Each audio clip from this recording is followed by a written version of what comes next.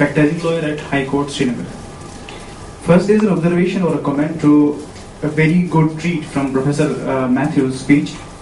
That, sir, since you talked about the emergence of PIL saga, post to the emergency declarants in India, and then if we see, then you even give a reference to some of the very good eminent judges of the Supreme Court, referring to Justice Krishna or Justice Bhagwati itself.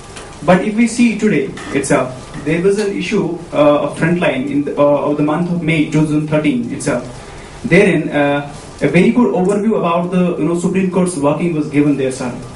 And what is significant there is that it was given that from last couple of years, the Supreme Court of India has declined to entertain PILs. It was given there. And there was even a figure was also given, I don't remember that thing this time. It was the May 2013 edition of the Frontline itself. And second thing is a question to all of those people who talked about the public interest litigation here.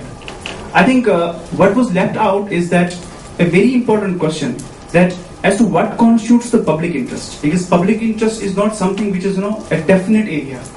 That is why we see that maybe possibly the courts find it very conflicting while taking petitions from stakeholders, while I'm going to say entertaining those petitions. I would like to pose this question to all of you as to what actually constitutes, because maybe there's a scale, maybe there could be a different scale of public interest for a court which is constituted in Pakistan, and for a court which is in India, or for even courts within India.